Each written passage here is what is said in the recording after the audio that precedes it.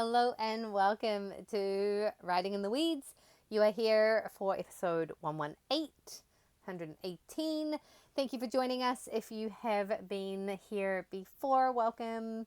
We really enjoy having you along. And if it's your first time here and you haven't listened to us before, I'm Natasha Lockie. I am a business builder. I am a mountain bike coach and life performance coach. And really, the inspiration for all of the stuff that we talk about for me comes from my experiences of being on my mountain bike and building out a mountain bike business, and how our physical pursuits and the things that we do physically really help inform and allow us to move through the challenges that we have in life. Today, what we're going to talk about is how we can make changes in our life. And I'm going to let my co-host Ginny introduce herself, and then we'll dive into the topic. Yeah, I'm Ginny Brandon. I'm an animal communicator and energy healer for animals and their people too. And if you find yourself stuck with your pet relationships, whether that's emotional or behavioral or physical challenges, that is a great reason to get connected and work on a solution together. And the other side of this is, how do our relationships with our animals inform ways that we can move through challenges in our lives? There's so many ways that we can draw information out of the space around us. So today, you're wanting to change something in your life. How do you do it? We've talked about this before. We've talked about making small steps to big progress. Or you've got the other option of just going completely drastic. And both work.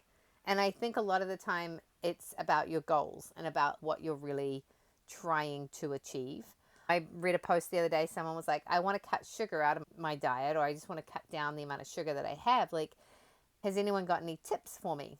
And the biggest thing I think I would say, as far as that kind of a question, is be really gentle on yourself.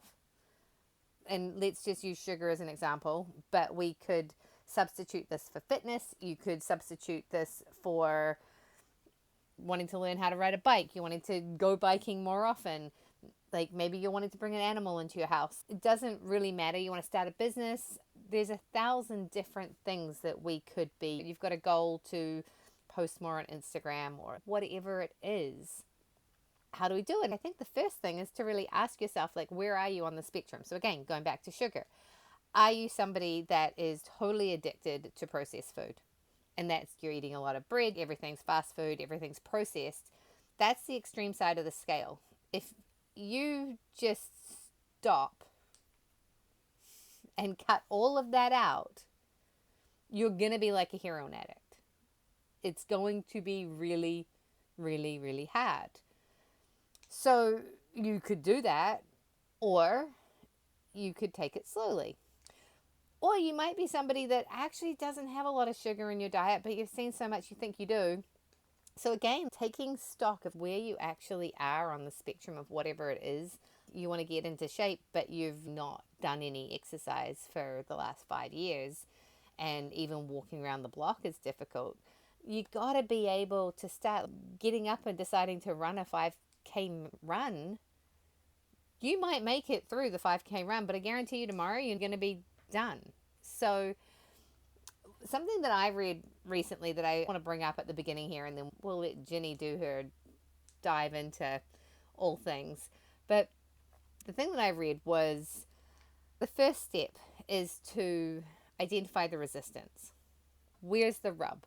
Like, what is it in your personality that is actually going to stop you from doing it?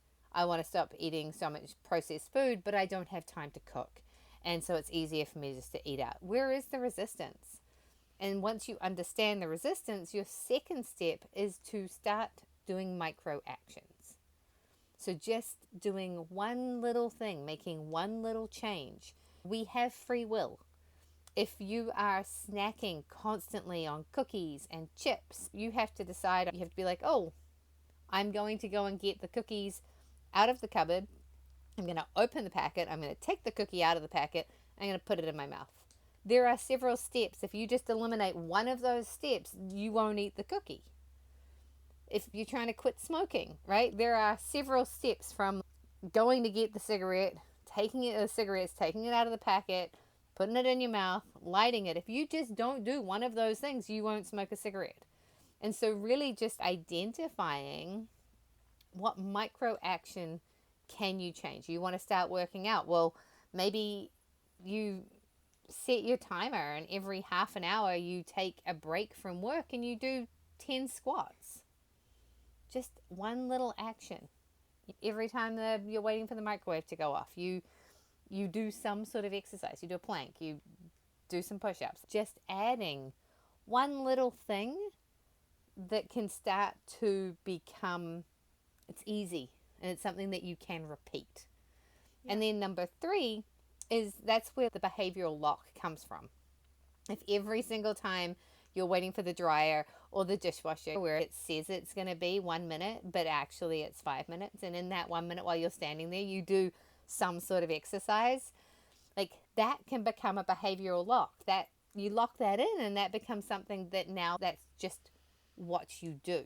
Instead of reaching for the packet of cookies, you do the vegetable test. Like, if you're really hungry, you will happily eat a carrot instead of a cookie. If you're not really hungry, you'll be like, I don't want a carrot. So you won't have anything. That's a behavioral pattern that you can lock in, that you just question yourself. Like, well, instead of the cookie, do you want a carrot? No, I don't want a carrot. Well, you're probably not really hungry then. And that's where we start to be able to make long-term changes by just switching out or just changing what's going on in our mindset and allowing us to lock in behaviors that then become habitual going forward. Yeah. Yeah. I think that the first thing that needs to be acknowledged in this whole conversation is the fact that small steps are massively undervalued in our culture and society. That we don't think that 10 minutes a day, 5 minutes a day, 1 minute a day of something is valuable. And so the only way is if you make these drastic changes, these sweeping changes in your life when you're trying to achieve a goal. And the problem with that is that's almost a recipe for failure, almost guaranteed. Everybody's like, oh, I'm going to go join the gym. Well, I'm going to go 5 days a week. No, you're not. Yeah, you might make it 2 weeks if you're lucky, but adding that 45 minutes to an hour to your day, where is that time going to come from? And so if you don't have a plan for that aspect, making some kind of a change like that isn't going to be successful. You fall off the wagon, you feel terrible about yourself, and then you don't do it for a really, really long time. So what's better? Trying to do that, go to the gym 5 days a week for an hour, falling off the wagon after 2 weeks, or adding 10 minutes of something into your day every single day. After 3 weeks, you'll have more time. You'll have more time built up doing the thing if you can stick with it than if you try to make a big leap and end up quitting after a very short amount of time. And part of the aspect of the value of small steps is that frequently we just take too big of a step too fast, again, which knocks us off the wagon. And with the animals, this can show up like a lot of things because we have a tendency to want to train an animal and we think, oh, we're going to train the dog to sit. And so we ask the dog to sit. And there is no middle ground between the outcome that we want and where we start. But reality is, just like the smoking, just like the sugar, is there's a lot of little steps in there that could be rewarded and could be focused on. And what I have found with the animals that's so cool is that when you start focusing on those really small steps, suddenly the desire to do more is offered. So suddenly they start going, oh, well, that's all you want me to do. Well, I can do this. And it's even bigger than what you were asking. Suddenly the request for them to look up at you in an attempt to get them to sit just results in them sitting without you having to beg or fight or ask repeatedly. It's just offered. And I'm seeing that with the foster rescue that I have with me right now, because she had a very conventional life, training life, and was expected to be a ridden horse and had all of these very conventional expectations placed on her. But what I saw through that was that she was terrified. So, yes, she was performing the actions, but she was terrified. And if you gave her a fraction of an opportunity where she thought she could get out of doing it, she would take it. So, if you are familiar with the 5 nervous system responses to stress, she's a classic fawn type. And so she is very willing to do it and tries to do it, but is scared at the same time. And so we have slowed things down dramatically, like crazy dramatically. The last lesson I had with her, we're starting to consider riding her. But the problem is that her body is just so out of balance and so uncoordinated that she panics and she gets scared. And the only way she can move is if she uses momentum to function. And it's not a comfortable ride. I don't appreciate that. That's a little chaotic, and I don't care to do that. So, where did we start? I sat in the saddle for almost 30 minutes.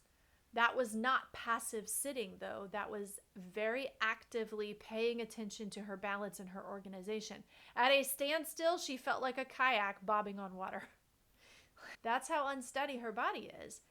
And so we started by doing nothing but just asking her body to balance. And the goal was to help her recognize that a rider is not going to throw her out of balance anymore, that a rider is actually going to offer her support. But we can't do that in movement yet.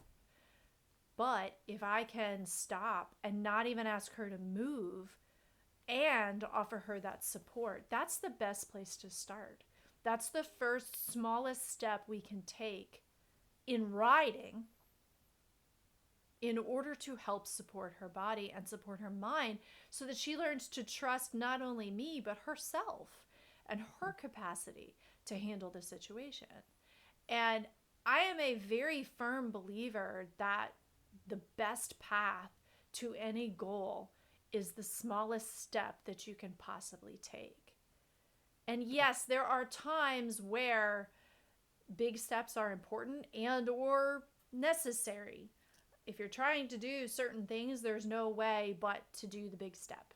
Sometimes it happens, sometimes it's out of emergency situations, sometimes it's out of necessity. If you get a doctor's diagnosis that says, guess what, you can't eat something, you darn well shouldn't eat it. So sometimes, yeah, you're going to be faced with a time when you have to take a huge step in order to work on a goal.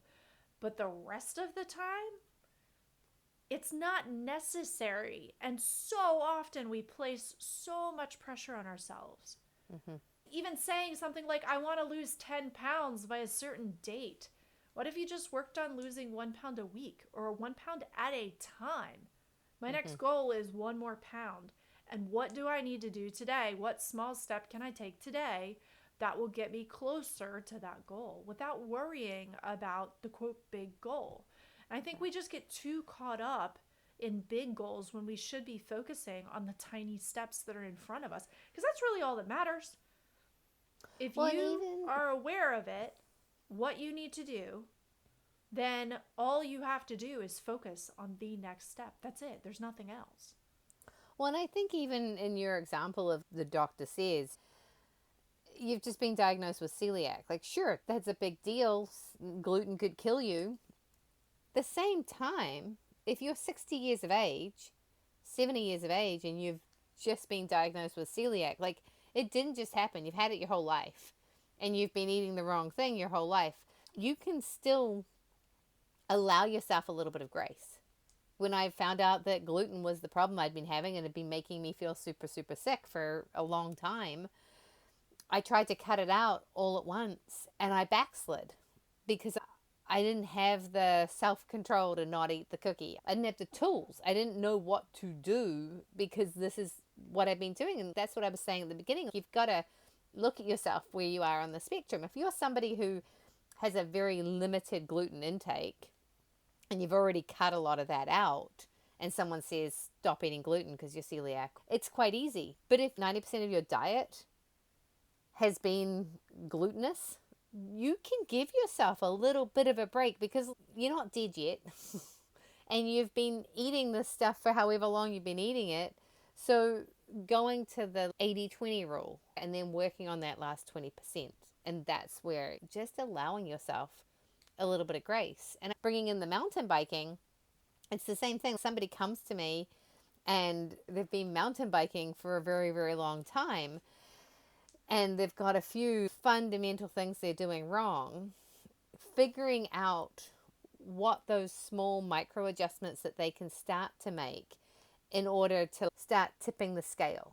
And then as soon as that scale gets tipped, if you've been riding downhill with 1 foot up and 1 foot down for the last 20 years and it's been working for you, like getting into the habit of going flat pedals, it's going to take a minute.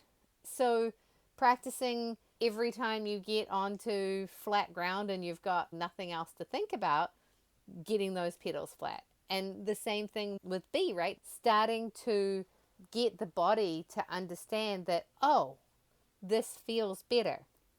And then very quickly, the body is going to go, oh, actually, that's way better. And then the body will actually do it for you. And now it's not mind over matter, just it's showing the body that this feels better. And whether that's on a bicycle or that's in your diet or fitness, whatever it is, that behavioral lock comes because, hold on, it actually feels worse. I don't want to do yoga because it's hard. But then if I don't do yoga, the rest of the day is hard. So actually, that 45 minutes of doing the yoga is going to set me up better than where the brain's like, but I don't want to.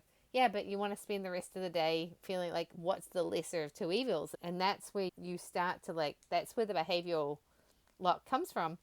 And then I also want to say again, just knowing where the spectrum is. Because your example of going to the gym, like, well, what are you doing instead? And this is really important because if what you're doing instead is keeping 3 children alive, like, pretty critical. it's critical. And you're not sitting around wasting time. You might be getting up in the morning at 6 o'clock and folding laundry and making kids' lunches. And from dawn to dusk, there's not a minute spare. So you've got to really be like, okay, what can I do instead? What can I give to somebody else to do while I take this time? And on the flip side, if you're like, wow, yeah, I managed to get through a whole Netflix series in 3 days, you've probably got some space in there that honestly, you could just watch one less episode of that show and do some exercise instead, and you're not even really going to notice it. But again, where is the resistance coming from is a crucial step, because sometimes it's legit. You just do not have the time in your day. And other times it's not so legit. You're just not making the time. And no judgment in either way, but if you can actually notice where you're at to start with, the person who's been riding a bike for 20 years, they have locked in a habit and they're going to have to unwind. Versus the person who's never ridden a bike before, it's going to be pretty easy to teach them how to do the thing the right way from the beginning. And arguably, they're going to get it faster than the experienced rider because they've got nothing, like nothing's already in place. Yeah. We see that with horse riders too, that people who have ridden their whole lives, when you start looking at really balanced riding that truly supports the horse's organization, they struggle hard with it. And they also sometimes struggle because it feels slow.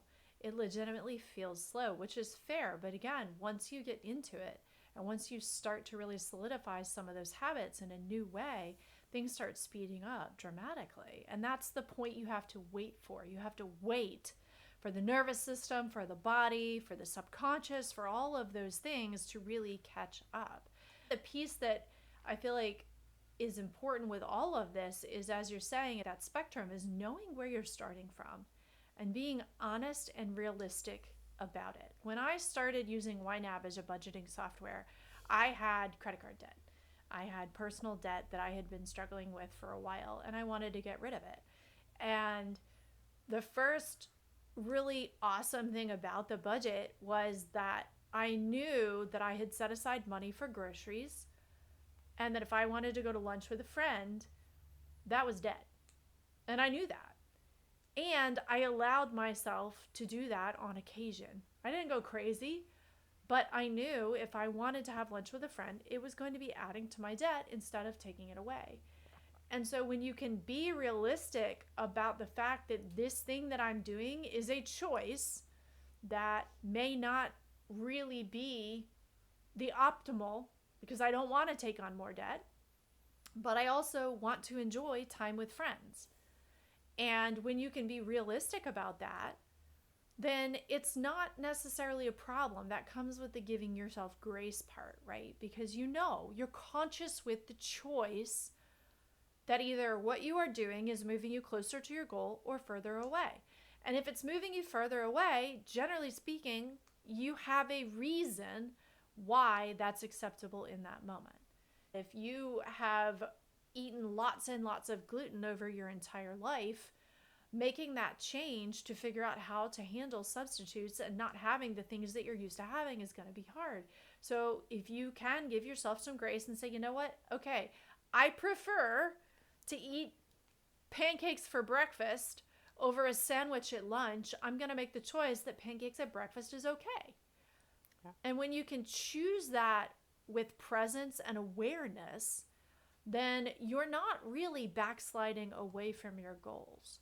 The way you backslide away from your goals is when you stop being present with all of those decisions along the way. Mm-hmm. And in the interim, as much as you can do to set yourself up for success is ideal for helping those small steps to be easier. So can you get your workout clothes out? If you're going to work out when you come home from work, what if you got them out and left them on the bed in the morning before you left the house? Or what if you packed them with you and stopped at the gym on the way home? What small steps can you take that will help you set up for success? I would love to eat more veggies. Do I always? No.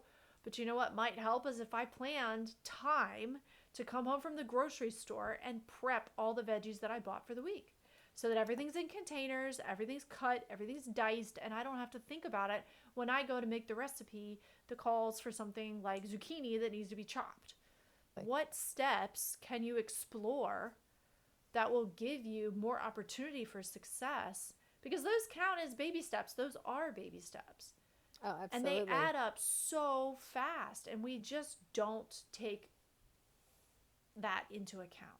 And it keeps us all from achieving so much. We have so much potential if all we did was 1 minute more of something, or switched out one food, or sat down at the computer for 1 minute. The amount of times that if you just tell yourself you're only going to do something for 1 minute, that you end up doing something for exponentially longer is crazy. So if you only start by telling yourself it's going to be a minute, then you can get over that resistance hump. You can get over that challenge of not wanting to do the thing because it feels too big. A minute doesn't feel too big. A minute is doable. Yesterday I was like, okay, I got to do some work. I didn't know where to start. I didn't know what I was going to start with. And my feet are always dirty. When my feet are dirty, they hurt. And joys of camping. And also the joys of grounding, right? If you're trying to go barefoot because you want to be grounded, your feet are just dirty. I've been soaking my feet. And I was like, you know what? I'm going to soak my feet for half an hour. So I'm going to put my timer on for half an hour. I'm going to soak my feet. I'm going to do work for half an hour. And it was great. I was actually super bummed when the time went off. I was like, can I soak my feet for longer? I don't think I'm supposed to soak my feet for longer, so I probably shouldn't. The other thing that popped into my mind is if you think about a mountain biker who has only been using their back brake. So they don't ever use their front brake. They're terrified of their front brake. Proper braking technique around a corner when you become more advanced. The ideal way to do it is you come in with both brakes and then you let the front brake off and then you let the back brake off. Like that's how we want to be braking. But if you've only ever been braking with the back brake, and you expect somebody to go to being able to go from just back break straight to one none, it's not going to happen. They're just going to get really confused, right? Yes. And then I can I attest to that kind of thing. right. Let's add on top of that your feet need to be level. Your feet need to be. You need to drop one foot, so the inside foot needs to be up at the same time as you're going around the corner while you're braking with both brakes and then letting one off. And now there's just no way you can actually do any of it because complete overwhelm, right? Yeah. So there's very easy to solve this. Like, let's talk about both those things. You're now going to use both brakes equally at the same time. Easy on, easy off, easy on, easy off. We're going to work on that. That's the number one. You come to the corner, both brakes come off, and as you come out of the corner, you let both brakes off, or on, off. And with your feet, we keep the feet level. And what's beautiful is that starts to make the body and the bike and everything feels balanced and you feel in control. And now what naturally happens is if you're going at a nice speed and you've got control of your speed, your inside foot will move away from the ground because it doesn't want to hit it. That will start to happen without you doing anything. You don't even need to think about that part. And then the next thing that happens is you start going a little bit faster. And you'll come in and you're putting those brakes on and you start to be like, oh, I actually don't want as much control. So I'm going to let the front brake off. I'm going to drag that back brake. And crazily enough, you know what? I should lean a little bit because now my foot's out of the way. And these things actually all happen fairly naturally and fairly organically when you're in control. And the control came from equal brakes. And now we had equal brakes, we felt like we could have equal feet. And the brain's kind of like, hey, you know what? If I do that, this is going to work better. And that is true for anything you do. If you just find a little bit of balance in the first little instance, maybe you don't worry so much about cutting out sugar and processed foods. Maybe you actually put some weight in a backpack and walk around the block. And what's crazy is you start doing a little bit of exercise and the body's like, well, we just walked around the block. I don't want to eat that sugary cookie. Yeah. And those little steps that we don't think are interconnected at all. No. I don't want to learn how to brake with both brakes. I want to learn how to do the proper braking because I'm an advanced rider. It's like, yeah, but that will happen. No, I don't want to do more exercise. I want to cut out sugar. Well, strangely enough, your brain will be like, well, let's not waste that effort. That was an effort.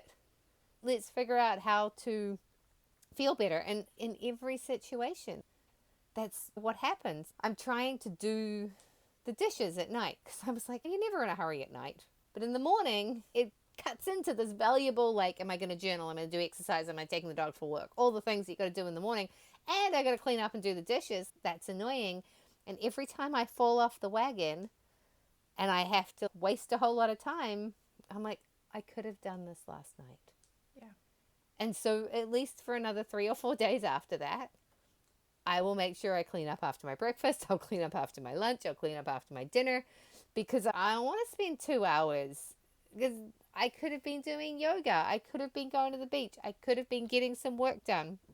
There are so many other things that I could have done if I had just taken those small steps throughout the day. And again, you fall off the wagon, you have the lesson, but every time the lesson becomes a little bit easier. Yeah. And when you're falling off the wagon of the dishes, maybe it's just the dinner dishes instead of it being the entire day and yesterday's. Yeah. Yeah. And this brings back to mind the concept that was talked about in the procrastination book that I'll link because I don't remember the exact title. That one of the pieces that is often overlooked in making changes is the fact that thinking about the change is often just as critical as actually making the change. So you have to be able to come to terms with the fact that you are the type of person who does fill in the blank, who does have a clean sink every night before you go to bed. That was my mother's rule. You did I'm not saying. go to bed with anything in the kitchen. She had a whole routine. I'm lucky if I do 2 things out of her list that she did every night, you know. But again, I don't leave dishes in the sink because I don't want to see them in the morning. It is not fun to me to come in the morning and find something left over from last night that's now crusty, or weird film on the water because it's sat with water in it all night. That's yucky. I don't want to do that. I'm not the kind of person that does that. But there has to be a decision that is made that gets you to that point so you can start to take action. I am the type of person that reaches for vegetables instead of sugar snacks. I am the type of person that makes sure that my yoga gets done every single day. I am the type of person who goes to the gym. I am the type of person that practices with my animals every day or mountain bikes on the weekends for a couple hours. Until you have that decision made, no amount of steps will really get you anywhere because your body won't be embodying those choices. That doesn't mean you won't fall off the wagon once you decide you are the type of person that does blank, but it means that you're going to have a better time getting back on the wagon because that decision will be very solidly made internally, which means your external results can start to show up from there. You're choosing, right? Like as Yes. you said earlier, you're choosing. You're like, you know what? Actually, I am gonna have a cookie instead of a carrot, but Yeah. it's conscious, and then you are dealing with the results of that choice. The consequences of said choice. Yeah, we get in trouble when we don't make conscious choices about things. Yeah, And that's a practice too. Honestly, to it's be able huge. to stay present with the choices you make all day long is a practice. So, here's the PSA about a daily practice again, because without having those sorts of tools in place, it is a lot harder. And you'll catch yourself doom scrolling and you'll look up and realize an hour's gone and you don't know what happened. Or you'll catch yourself on the third episode of something on Netflix because you're not present anymore. And that's not to say that I stay present all day, every day, because the Lord knows I don't. But it's something that I am continually working on. And that's when I ask myself the question, am I the type of person that does blank? And frequently, when I say yes to myself, then that makes that choice easier. Mm-hmm. Because, oh, the person who goes to the gym every day doesn't have a problem going to the gym every day. Yeah. It's not a question of whether or not you're going to do it at that point. You just do, regardless of how you feel. You know, I own horses. That means there are chores that need to be done every day. They're under my care, they're not boarded. It's not even a question of whether or not it'll get done. It gets done no matter what, no matter how I feel, no matter what the weather is, which is sometimes to my own detriment, honestly, because when I'm sick, that's an issue. But maybe it doesn't get done quite perfectly when I'm sick, but it gets done because they depend on me to provide them with a clean environment that's healthy for them. Mm-hmm. And so when you are the type of person that does blank, there's no decision that you really have to make. And Mm-hmm. so, honestly, to me, that's probably the most important small step. It seems so insignificant. But if you haven't truly decided on the inside that you are the type of person that does whatever it is, then you won't achieve that goal. If you're trying to quit smoking, if you're trying to quit sugar, if you're trying to change your diet, if you want more veggies, if you want to go to the gym, if you want to exercise, if you want to start a business, if you want to write every day, if you want to be a writer, if you haven't really decided you are a writer, you are fit, you are a mountain biker, then those goals won't really matter.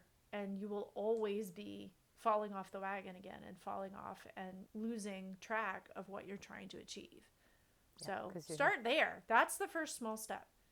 And then yeah, after that, you can look for the next smallest step to take. And let that be enough. Let that be worthy, and let that be an accomplishment, because it is. Whatever it is, it is. I like it. It's I think that's mic drop. It's it. Done. Right? That's what we got to say today. So, with that, thank you so much for being here with us. If this episode has been helpful for you, please share it with your friends and tell people about our podcast, because we're all out here riding in the weeds and we're all wanting to do big things. And being asleep at the wheel doesn't allow us to have the life we're dreaming of. So, please comment, like, share as soon as you're done. If you're thinking of someone, and it's always good sending someone a little note being like, hey, I was thinking of you. I was listening to this podcast. I think you might enjoy it. Even if they never listen to it, they are really going to appreciate the fact that you took the time to think about them. So I'm Natasha Lucky. I am a business builder. I am here to help coaches, consultants, anyone who is going through the struggle of tech being in the way of whatever it is you're trying to achieve. And sometimes a really small step that you can make is actually reaching out to somebody who can help you do what you want to do. And that's what I'm here for. I help you move through the strategy and then implement it at the same time. I'm also a mountain bike coach. I have some Baja mountain bike retreats coming up, so stay tuned and come join me in the sun for some surf, some yoga, some biking, and some amazing stuff. You can find me on Instagram at Betty Go Hard, Natasha Lockie on Facebook, and I'm sometimes on Substack and LinkedIn as well. So thanks for being here. Awesome. I am Ginny Brandon. I'm an animal communicator and an energy healer for animals and their people too. If you find yourself struggling with taking steps with your pet to improve your relationship or get rid of some behavioral challenges or emotional issues, then that would be an amazing reason to have a session together, and we will get you both back to more harmony. You can find me on the web at soulpetconnections.com and on Facebook, Instagram, YouTube, and Substack under the same handle. Thank you for hanging on through this wild ride through the weeds, and we'll see you soon. Thanks, everyone. Have a great week.